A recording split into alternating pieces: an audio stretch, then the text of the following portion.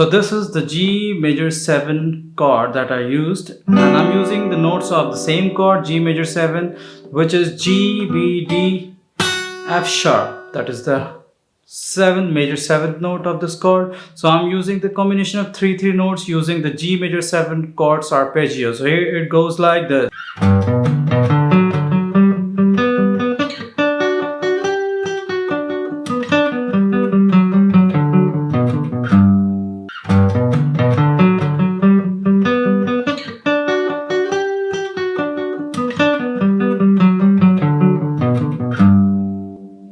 So you can practice this G major 7 arpeggios with a combination of 3 notes from it. So that's all for today. Learn better, play better.